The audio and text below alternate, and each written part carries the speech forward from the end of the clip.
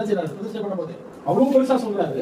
அந்த ஆலயத்துல ஆண்டவருடைய மகிமை இறங்குச்சுன்னு பாக்குறோம். ஆனா அந்த ஆலயத்தை பத்தி என்ன சொல்றாரு? பொய் வார்த்தை இந்த ஆலயம் இல்லைன்றாரு. எதனால மாறி போகுது? ஆலயத்துக்குள்ள இருக்கக்கூடிய நாம் எப்படி இருக்கிறோமோ அதே போட்டுக்கான அந்த ஆலயத்துடைய மதிப்பை ஆண்டவர் என்ன செய்யறாரு? அங்க என்ன பிரச்சனை இருந்துச்சா? வேகமாக வசனம்.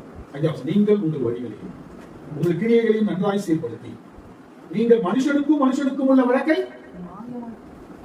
ஆலயத்துல வந்து எதை கேட்கணும்? போய் நான் கொடுங்க ரசமாக காண்டியே வச்சியா 4 பேருக்கு ஊழிய செஞ்சியா தான் கேட்கணும். ஆண்டவர் என்ன கேட்டாரு? மனுஷருக்கும் உள்ள வழக்கை நியாயமா தீர்த்து. அப்ப அது சரியா செய்யலன்னா இந்த ஆலயம் என்ன ஆயிடுமா? பொய்யா போயிடும். நீங்க என்ன நினைச்சுக்கிறோம்? ஆலயத்துக்கு வரது பாட்டு பாடுறதோ, ஜெபம் பண்றதோ, பிரசங்கம் கேட்கறதோ, காணிக்கை கொடுக்கறது மட்டும் தான் தொழிலை நினைக்கிறோம். ஒரு சக மனுஷனுக்கு நியாயமாய் நடக்க வேண்டிய காரியங்கள் நடக்காமல் போனாலும் என்னது?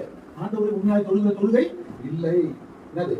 பரதேசியையும் சிக்கட்டவனையும் விதவையையும் ஒடுக்காமலும் ஒருவேளை குற்றமில்லாத ரத்தத்தை இந்த ஸ்தலத்திலே சிந்தாமலும் உங்களுக்கு கேடு உண்டாக அந்நிய தேவர்களை பின்பற்றாமல் உறவாத பொய் வார்த்தைகளை நீங்க நம்புவீங்க.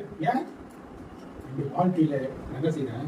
நீங்கள் திருடி, கொலை செய்து, விபச்சாரம் பண்ணி, பொய் ஆணையிட்டு, பாகாலுக்கு தூபம் காட்டி, நீங்கள் அறியாத அந்நிய தேவர்களை பின்பற்றி எல்லாத்தையும் பண்ணிட்டு பிற்பாடு வந்து என் நாமம் தரிக்கப்பட்ட இந்த ஆலயத்தில் எனக்கு முன்பாக நின்று இந்த அருவருப்புகளை எல்லாம் செய்வதற்காக விடுதலை பெற்றுக்கொள்ளும் என்று சொல்லியிருக்கிறார்.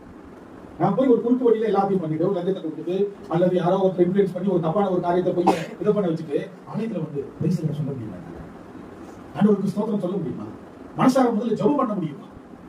அப்படி நாம் செய்யக்கூடிய அனுபவத்தில் இருப்போம் என்றால் அதே அந்த இஸ்ரவேலின் அனுபவத்துல தான் நாமும் ஆலயம் தான் இல்லை. ஆலயம் தரிக்கப்பட்ட இந்த ஆலயம் உங்கள் பார்வைக்கு கல்லர் கோயிலாயிற்றோ. ஆலயத்தை எப்படி பார்க்கிறாரு ஆண்டவர்?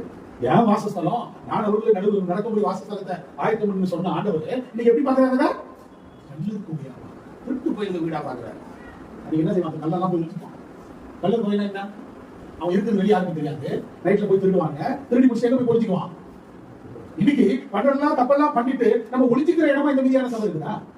நம்ம ஒழிக்கிற இடமா இந்த மீதியான சத்தியம் இருக்குதா? நாங்க தான் கடைசி கால சபைங்க, நாங்க தான் லோகிக்க சபை, நாங்க தான் எங்க தான் யாரும் பதவி போக மாட்டாங்கன்னு அந்த போக மாதிரி வந்து ஒழிச்சுக்கிறோமா? பணத்தை போலாம் பண்ணிட்டு ஆண்டவர் போய் வண்டி சுத்தி முடியாது. அதை நான் சொல்லுங்க, யாரோ பார்த்து சொல்லுங்க. ஆண்டவர் சொல்றாரு, இதோ நானும் இதை கண்டேன் என்று கத்த சொல்றேன். யாரும் பார்த்து சொல்லுங்க. நான் சொல்றது இல்லை, நீங்க சொல்றது இல்லை. யாரோ போகிற ஒரு வழிபோக்கு சொல்வது இல்லை. யார் சொல்ற வார்த்தை இது? நான் இதை பார்த்தேன், ஆண்டவர் சாட்சி சொல்றேன். அது பார்க்க முடியும் உங்களால் இல்லையோ?